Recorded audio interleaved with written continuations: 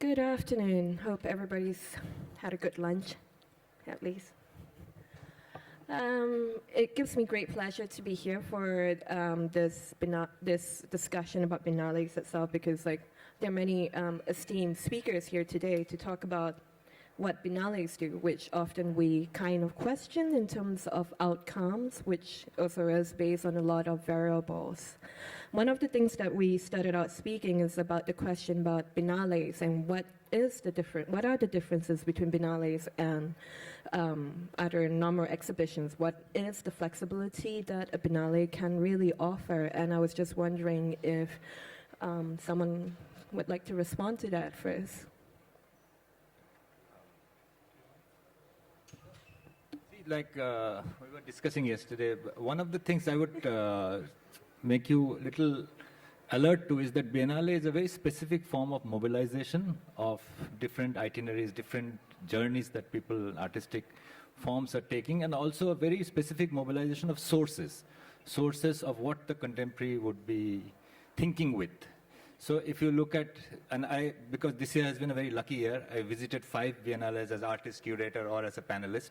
So I have a sense of, and 5 Asian Biennales, so a sense of the kind of intellectual resources that are being mobilized by the curators, from 13th century texts to history. Like in Shanghai, we try to mobilize from within cinema history and science fiction.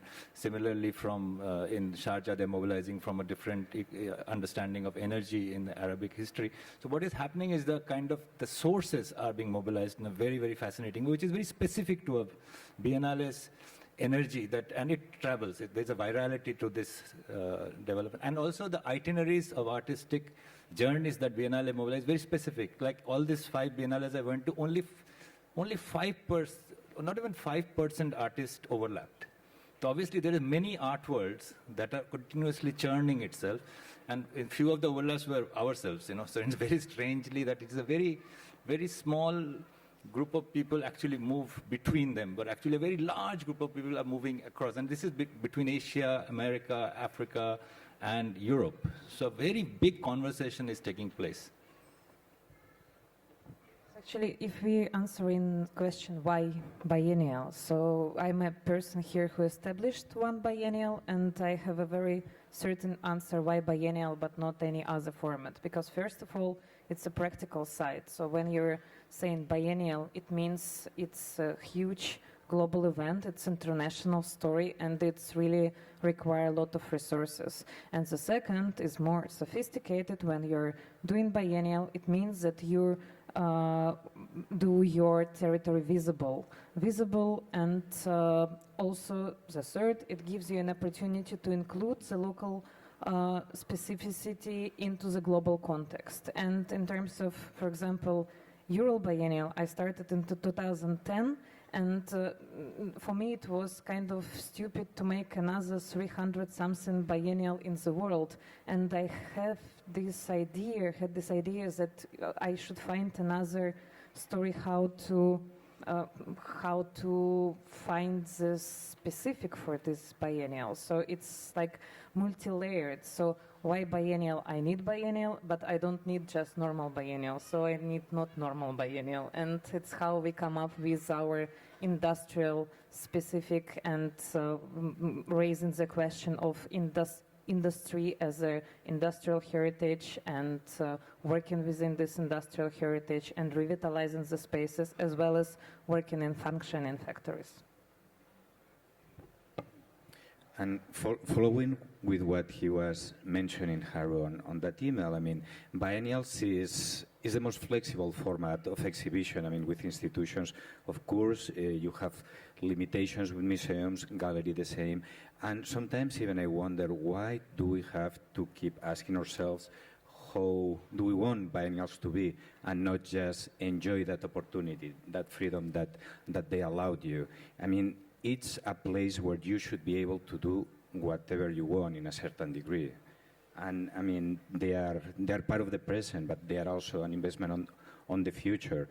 And I think that even people talk about the fatigue of biennials and being tired of going to see a lot of biennials. I already think that that's a very problematic position, because I think people that are tired of seeing many biennials. It's a privilege that they have, but the people in the locations, I mean, in the specific cities, they are not exposed to biennials all the time. So I'm a very strong supporter of having more biennials in the world.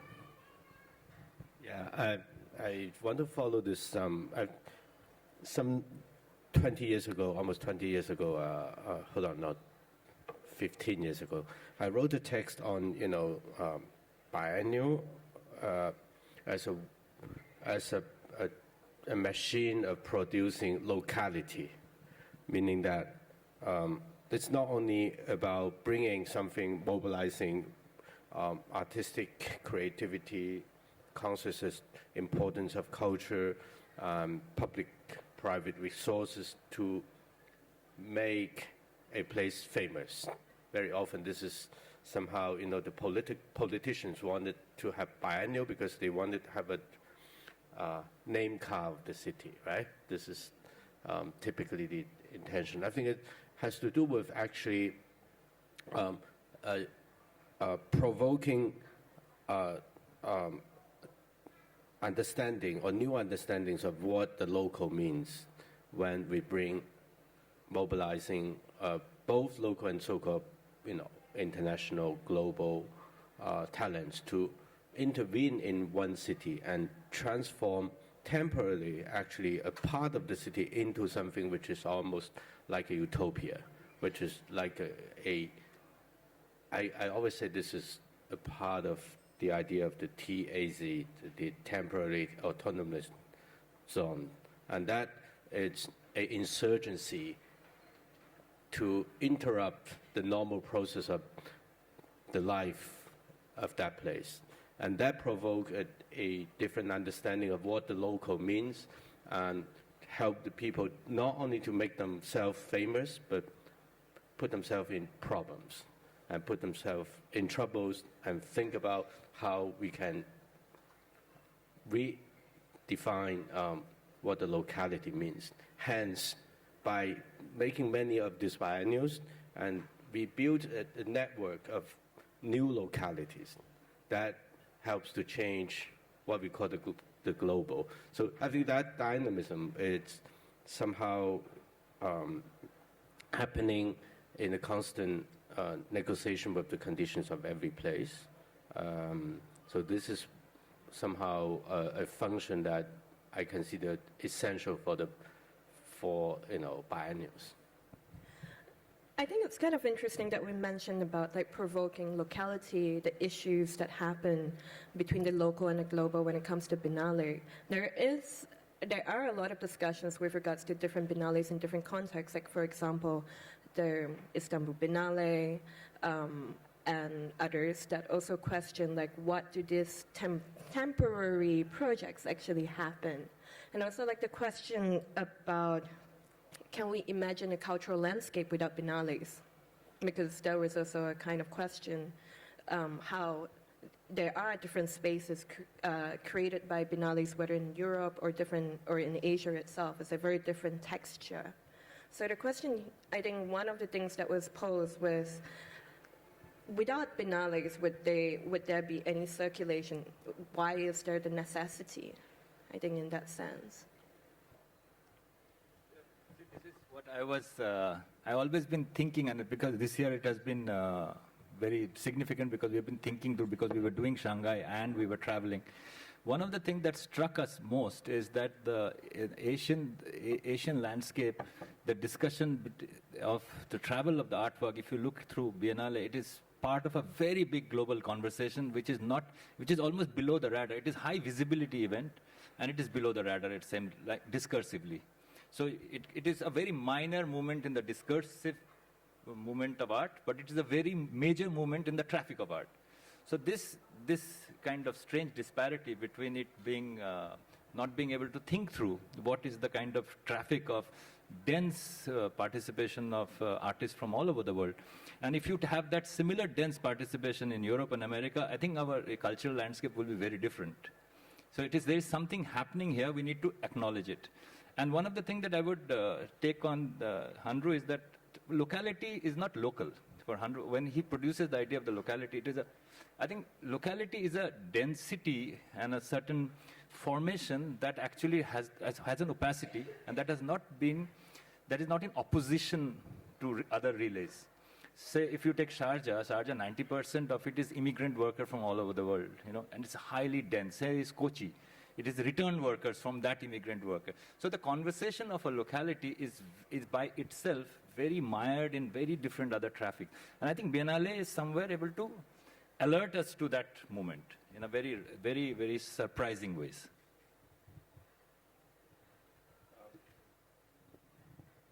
I think today it's impossible to imagine there's a cultural landscape without biennales. In most of so-called, most of places in the world, simply because it has been there for more than 100 years, right? And it, especially for the last 20 years, it becomes really a part of the system that is so much rooted into the context of cultural life in some places. And I don't think one should even ask this question, sorry, because, but the other question should be asked, what kind of biennales that actually we need? What's the meaning, what's the function of this biennale? At least, in my understanding, one of the major things that we need biennale because we need a kind of social consensus on the necessity of supporting cultural activities through a public resource by mobilizing, creating a social consciousness about the need of creations that has no economic or very little economic profits. So the economy should be measured by a very different logic than simply a market, by a production of objects, by the logic of consumerism. So in a way, Biennales helps us to understand that in life we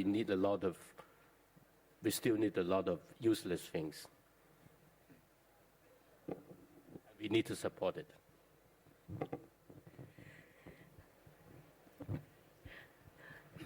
I think the kind of biennales that we need, it always depends in the context.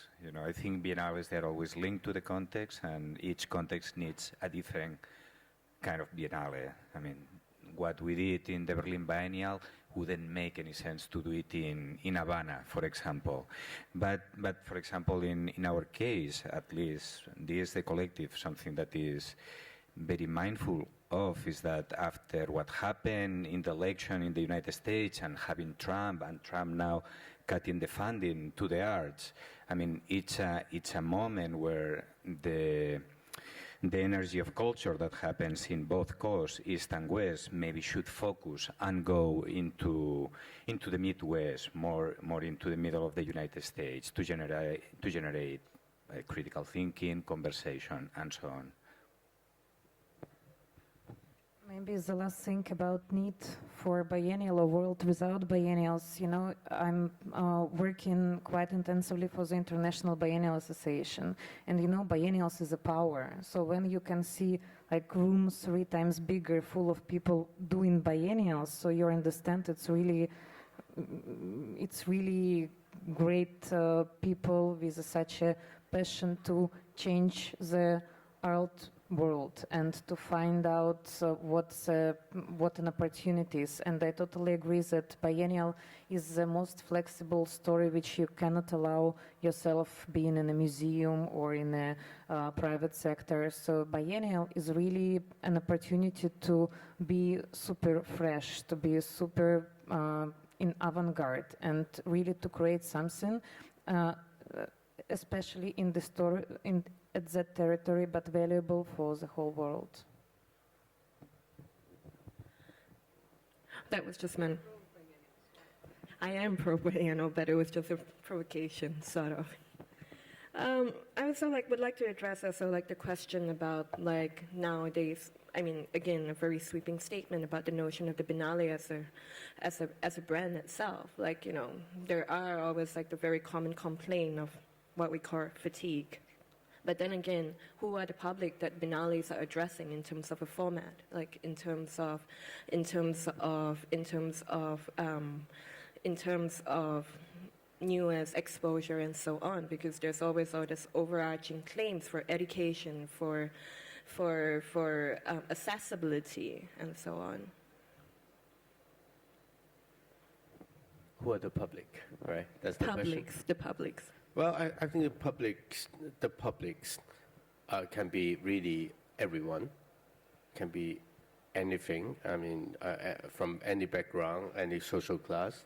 It's really a decision of the organizer and the curators, and also the artist, if they want to address to different public. But that also, brings us to a really, really interesting question, which is not only about biennial, but it's really about the art system today. There's a kind of tendency that we try to please different kind of publics, especially the imagined public that the politicians and the funders who expect you to make numbers. And this is not only in Biennales. Biennales is the laboratory, somehow, more than the others, but also in museums and so on. So the question of public, it's much more complex than we want to know. On the other hand, it's much simpler. It's a question of the decision of the curators, the artists, the art community, how much we want people to embrace things that they don't know, and they might want to know or may not. I don't know, but basically, I think it's all. The most important thing is to create a possibility for people to embrace uncertainty and the unknown. I guess the main biennial audience is people who are not visiting contemporary art on an everyday basis, and biennials actually can create this demand for contemporary art as your lifestyle. It's a really crucial role, bring people who are not used to be a normal museum audience. Like in India, the debate was that there is no public for contemporary art. This is what I've been hearing for the last 15 years. Like when Kochi Biennale starts, and many instances, we had proved in many instances in Delhi, but nobody would take it into account. With Kochi Biennale start, when the number crunching starts, when suddenly you have 500,000 people coming to see your Biennale, then the whole debate is over. So then you suddenly say, no, there was always a public. And then you start historically constituting that public. There was always a public in India for this, for that.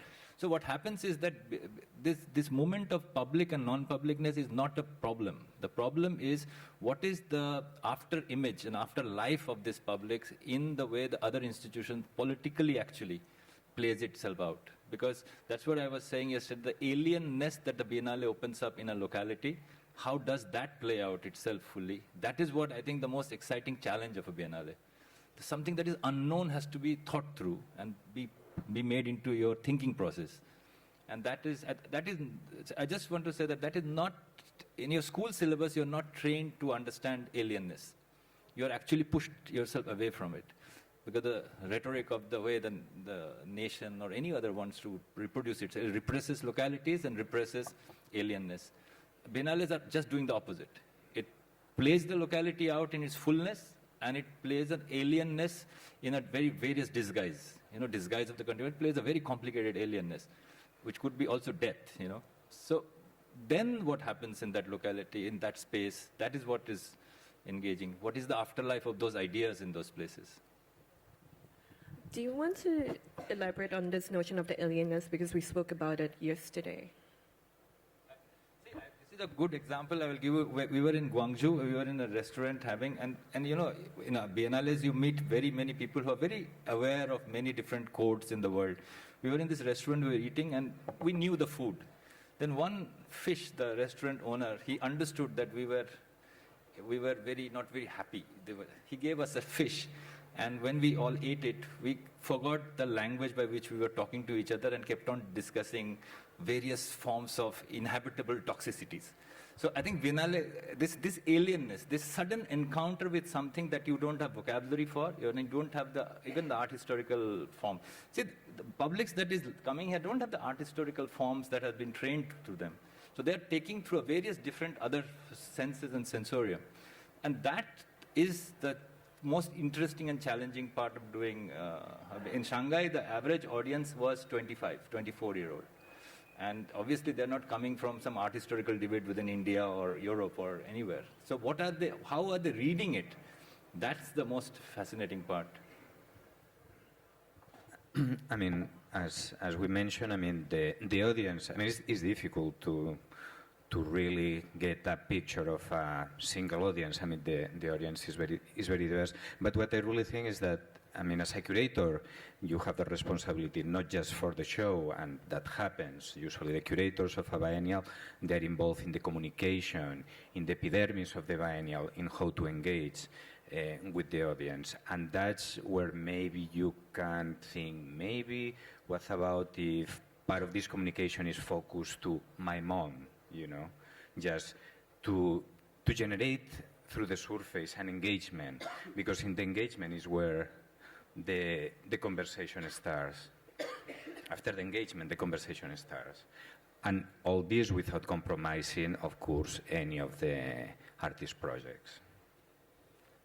Well, let me tell you one anecdotic story. It reminds always in my mind is like a haunting experience, which is in 1997, I co-curated the Johannesburg Biennial in South Africa, and the title was called, my section was called Hong Kong, etc. It was about, well, under the big framework of, you know, transnational migration and trading. That was the main theme of the biennial, directed by Okui and Basel. I was working on the idea of, you know, dealing with the question of the negotiation with, you know, the transition of Hong Kong going, you know, from a British colony returning, I don't know, being kind of handed to China in a way. So what would happen and what kind of, you know, new possibilities to think about a new format of political structure for this place, what kind of new culture identity that this place can obtain in this its process and so on. So it was quite a theoretical attempt. But on the other hand, there also a part of the biennial was going to the townships outside of the city. Well, of course, you have famous townships like Soweto. Well, was the, you know,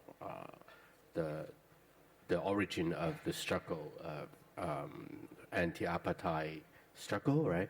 And so on. So the idea was, at the time, there was no DVD yet. There was no internet. There was VHS tapes. Maybe you guys remember. I'm sure a lot of people haven't seen them here. They're much younger than VHS. So actually the idea was, actually I collected about 30 or 40 tapes by artists from all around the world to be distributed, to be copied into different copies, and then brought them to social gathering places like bars or restaurants and so on in these townships. Well, because you see that only thing that the people living in the township could have access to the outside world was the television in those social gathering places. So I wanted to, you know, just give them a choice to sometimes between two football matches, they can have a look of a tape of a crazy artist torturing himself or something like that. So gave the tapes to those bars and so on. And in one of the poorest areas, called Alessandria, I think, or I went into this bar, and then there's an old African man, black guy with gray hair, come to me and said, "Well, I'm the boss of this bar, and what do you want to do?" and so on. We explained it to him. He said, "Wow, it's fantastic. Maybe it's great that we would do that." And then he asked me, "Are you Chinese?" I said, "Yes." And then he asked me, "Do you speak Cantonese?" I said, "Yes, I'm Cantonese." So he starts speaking Cantonese to me, and it's incredible. So we talked, and then he explained to me in Cantonese. He said, "I haven't been speaking Cantonese for about 20 years because my parents died." And actually, his parents, well, basically he was adopted as an orphan when he was a kid in the same township by a Cantonese family who opened a restaurant in that place for the last, 70 years. So it was incredible. And so this kind of encounter actually certainly make you feel that what you're doing as a curator with the artist to do a biennial in a place like that, or trying to, build a conversation, and sometimes you just encounter this amazing thing, and that somehow makes me understand that actually what we are doing still makes some sense. I think we also spoke about outcomes in terms about at the end of the Biennale and how they roll after. Like we spoke about the duration of Biennales being far more extensive, and Jeebesh, you wrote the essay on slow motion Biennales on efflux, and then there was also like the question about like how long or short a Biennale should be in terms of a format, and we had a few comments with regards to how one should encounter the Biennales as it rolls off as a format itself, right? See, this format question is an important question because it can actually make people do interesting things. Like there was once a proposition of Delhi had a triennale in late 60s.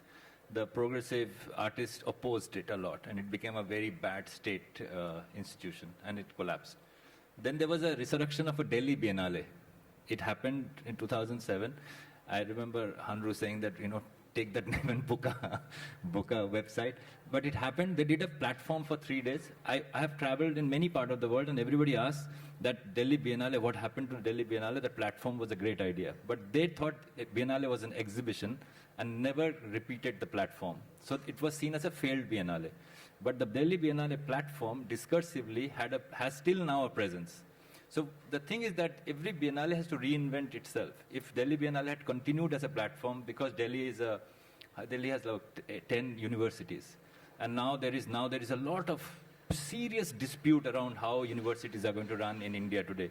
Delhi Biennale would have been a very, very critical space to discuss this.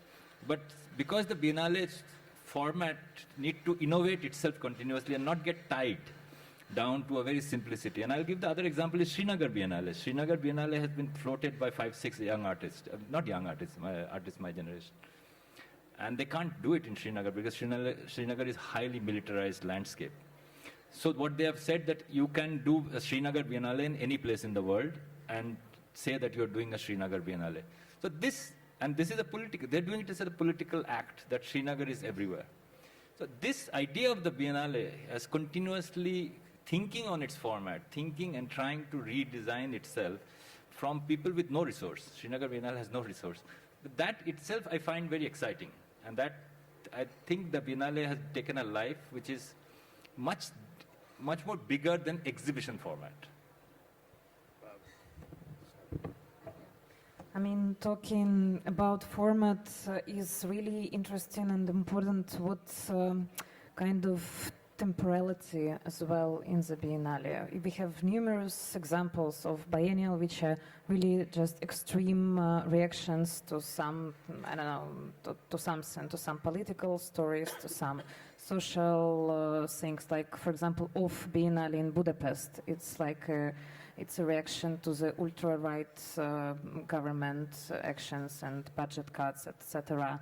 And it's a really valuable tool how to keep this contemporary art scene in Budapest. Or, for example, with our biennial in Ural, I mean, the most experimenting space, it's a residency format, because, you know, everybody doing residency everywhere.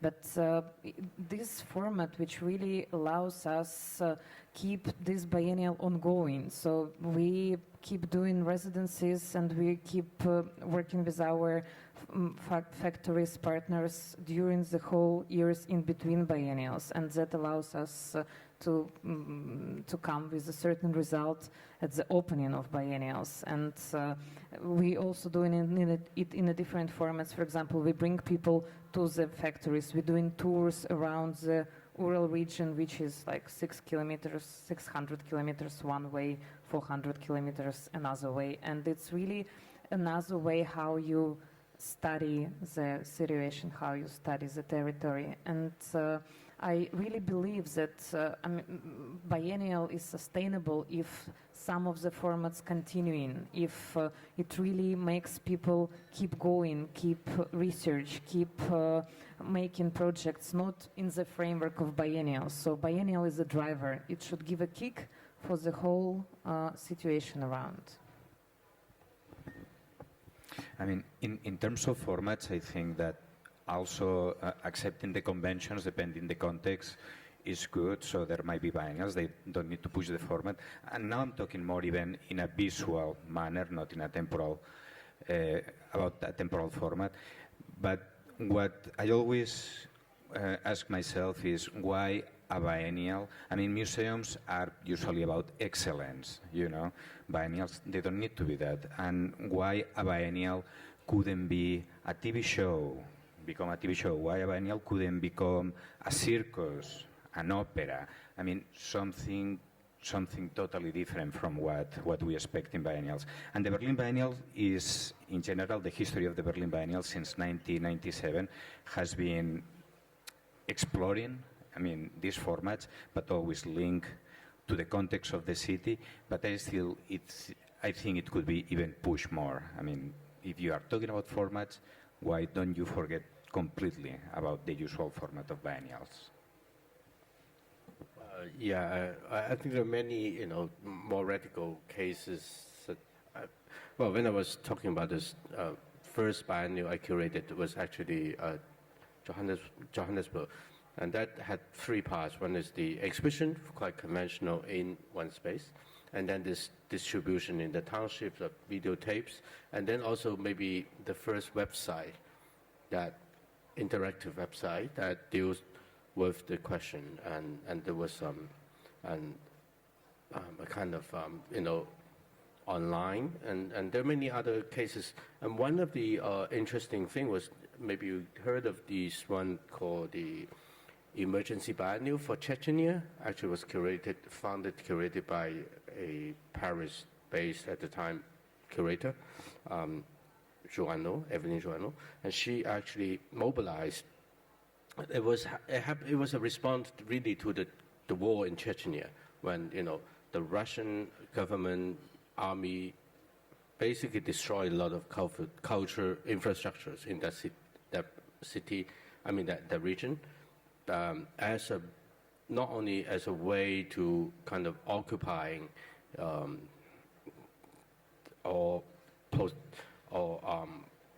that territory.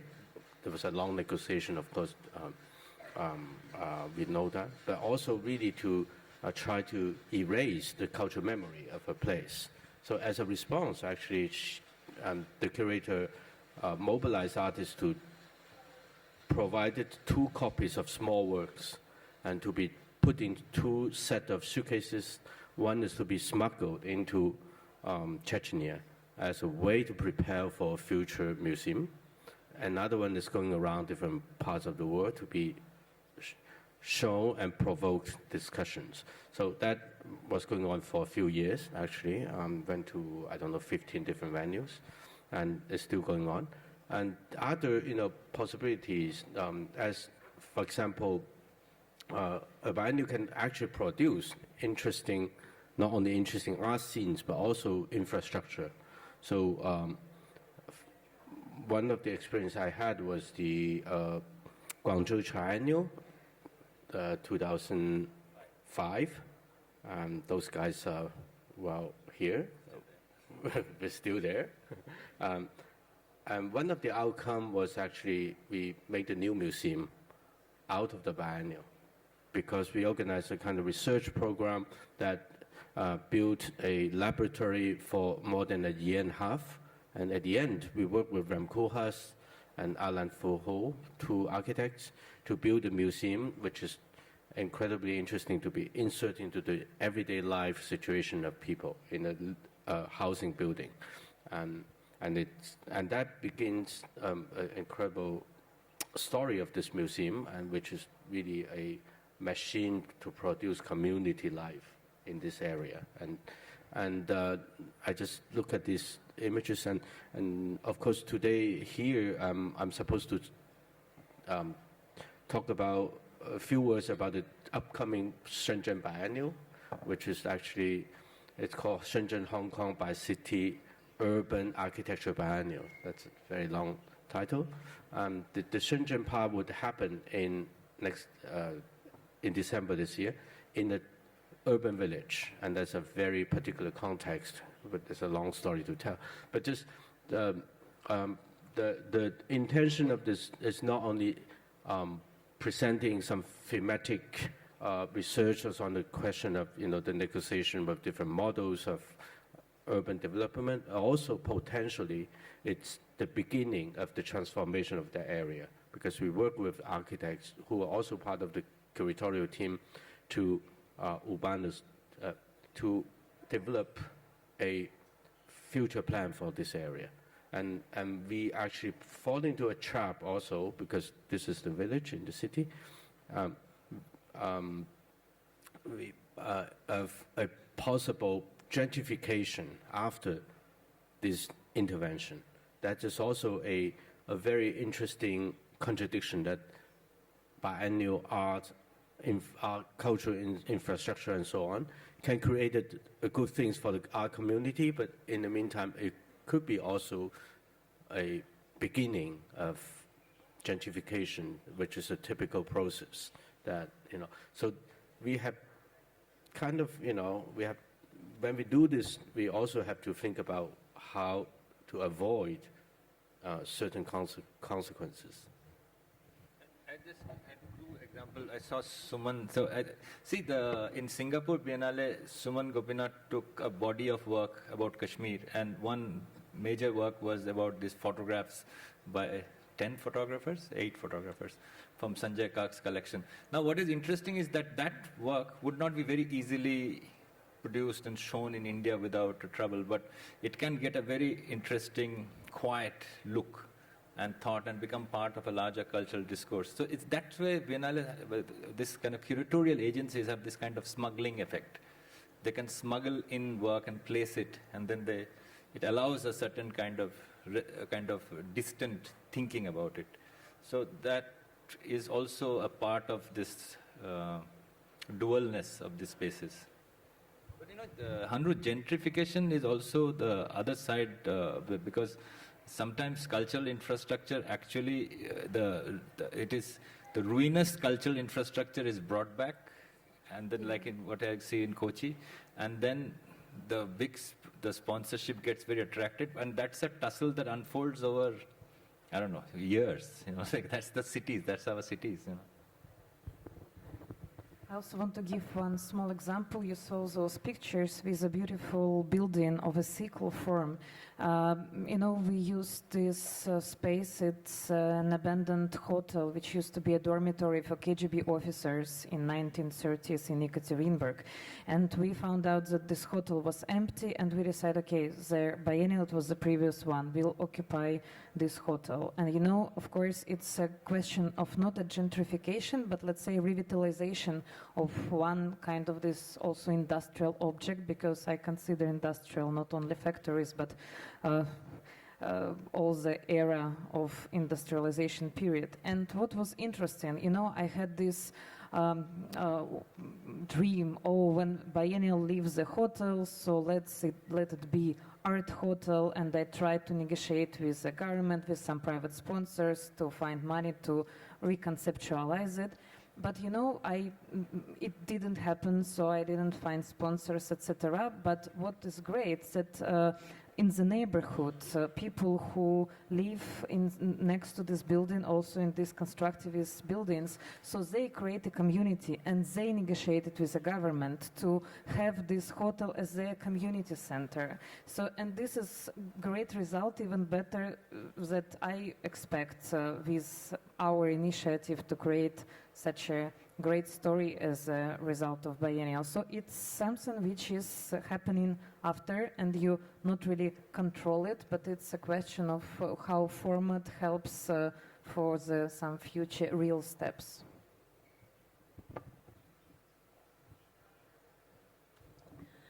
I think it's kind of interesting that we address the issue of gentrification, because that has always sort of been on the earmark of the discourse, what happens after the Biennale. He spoke about the Biennale activating all these coincidental occurrences with regards to the self-organized community.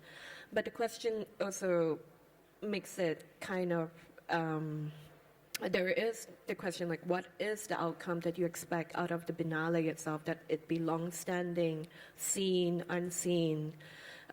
What is the invisible hand behind it? So let me start this question as well. First of all, it's also interesting when I'm thinking about the context and when we think about outcome and how we influence something. I didn't mention, but I promised to one friend of mine mention this, that Ekaterinburg is a city on the border between Europe and Asia, and actually we are in Asian part, and in 30 kilometers it starts Europe. So we are always put ourselves in Asian context, but you never can say that Ekaterinburg is an Asian city. It's really on the borderline.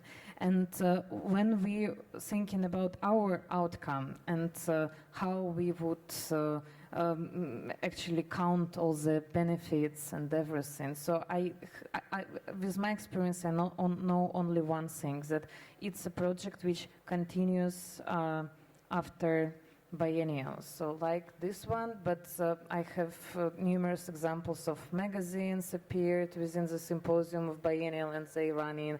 Then it's this network of people and communication, because the new Biennial, which is going to open in September, the topic for this Biennial will be new literacy.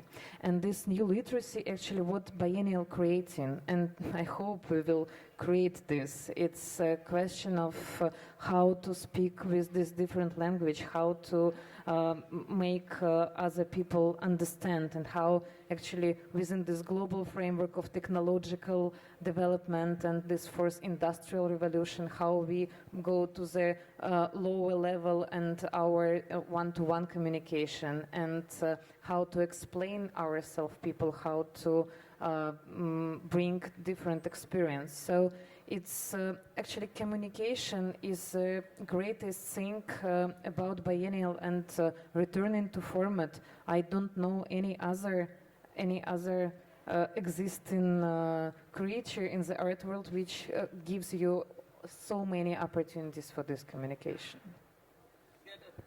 Human level, like last year when I came to do research here and look at the Habichung archive, the archivist, the person who has been running the Habichung archive, Mitchell, we met and we had a beginning, and the curator working with us, Sabi, was from AAA. So, and then we started a conversation. Now, so that conversation has got tied with one of the artists from Lantiang from Dubai, who is a Chinese origin, but he always grew up in Dubai, who is bringing up a complete, and you can see he has marked a book in the Unni Krishna's book, which is the idea that the landscape in Dubai is you never find a language to talk. You can only talk through a certain magic realistic form as half-made languages. So this itinerary, and now yesterday I spent the whole day with Michael, today also I spent, and the conversation is about landscapes very far away. Also archives, also artistic practice, also the possibility of how this generation of artists could link, and she has been working in Guangzhou. Now I'm just saying that, and they did this platform for 170 people of small groups from all over the world. Now what is happening is a very complex networks of infra networks are emerging, which are in conversation, which are not institutional conversations, which are not conversation based on known syllabuses. And that's, I think, one of the things that will cascade into an interesting landscape. But for me, I mean, it's even more important than projects that start with the biennial keep going. I mean, we have projects that, most of the projects are, I mean, they have legs in other places right now, from apps for blind people, from educational programs for the Syrian refugees in Berlin.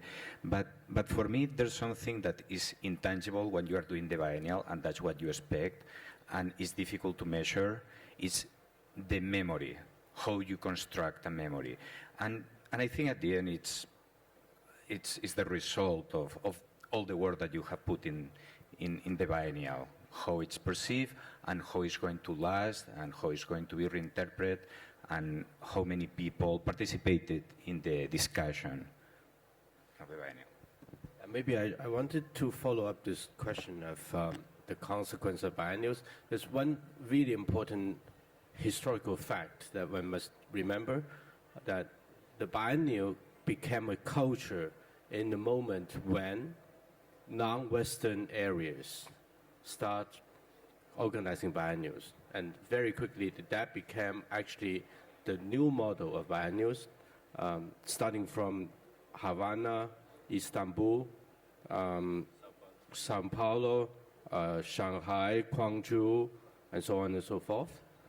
Those places actually didn't have the Western style of museums, institutions, galleries, but the biennial played a central role of creating a community of art and also helped, this is what I talk about locality, help the places to build the next step of the infrastructure and building also a atmosphere for the community to generate, becomes a machine to generate our community.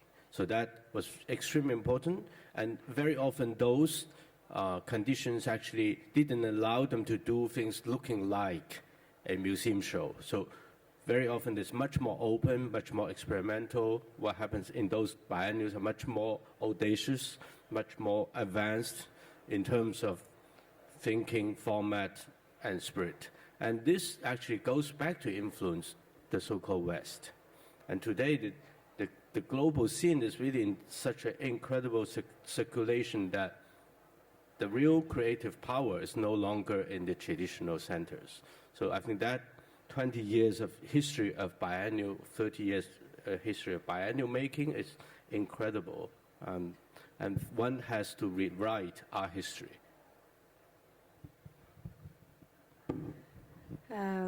I think we're pretty much down to the last 5 minutes, and on that note, I was just wondering if maybe there might be any questions in the crowd.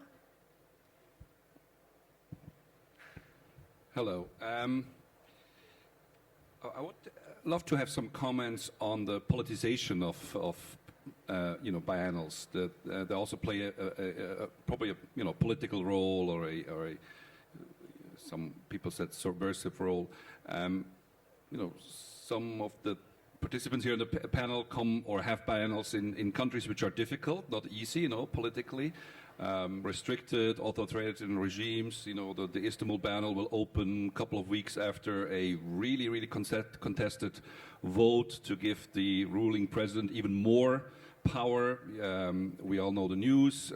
You have mainland China where you have restrictions in terms of, you know, information, free information flow. Russia is I'm sure you probably encounter political pressure. India has probably some no-go, no talk or blasphemy discussions.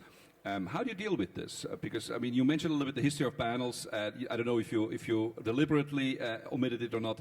Biennales were also used politically very strongly in the 60s and 70s in Yugoslavia, in you know, Cuba, to, you know, bloc-free countries, to lure Western artists, to give also more international statement. Then they became a little bit more of a lifestyle element, you know, Venice, and they probably now coming back a little bit to be a little bit more of a political element. Now, the question to you, how do you deal with the political pressure, or the other way around? Don't you have any political pressure because biennales are, you know, politically irrelevant, and actually the political leaders don't care because you're not dangerous enough? You're just doing, you know, interesting, nice art and some, you know, interesting discussions, but they actually don't feel threatened. So you're allowed to do everything you want. See, this is one discussion that Shanghai with artists from Europe and America, where it was it's framed exactly like this. Shanghai, there is a formal censorship. Formal censorship. You have to send all the work to a censor. They will send it back. And then there is a prolonged negotiations. And you work it out. You work it out. So each work is seen by the censors very, very meticulously. So what has passed through the censor technically means it has politically defanged. So this is what, and if you censor it, it's bad. So it's a strange double bind. If you censor something, it is a scandal. And if you have passed the censor, you are defanged.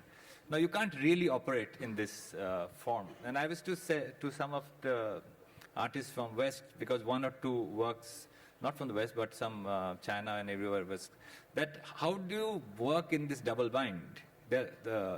So and I come from there is the Kathakali performances, which used to be all through the night.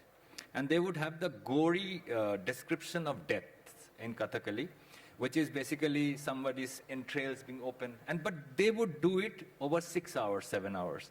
And then it would be an aesthetic enjoyment of a different kind. I think our negotiation with, and I'm sure all of them, and Hanru has a lot more, is that the delay and the lag times by you encounter politics or censors, you have to just change those times. And that is what you learn, you know, over a period of time. It is a skill an aesthetic skill also. It is not just a political skill. Well, of course, everyone has a different experience about censorship and so on everywhere. Not only in the countries that we talked about, but I think as a curator, we have the responsibility to envision the goal of the biennial, which is not simply one biennial, maybe it's looking at as an evolution of things that, you know, a biennial happens every 2 years, right? And that after 20 years, what kind of result we can produce. In this process, things are changing, the society, politics are changing and so on. So you have to have a clear vision, a conviction, and also some strategy to develop different negotiations with the momentum, and think about maybe 10 years later, you see the outcome of the biennial that you started 10 years before. And that, for example, Shanghai biennial, actually, I was perhaps the first one who brought international biennial to Shanghai. And that was the time that, you know, making contemporary art is almost like a underground thing. So that was an interesting negotiation. It's a long story to tell, but basically you have to calculate.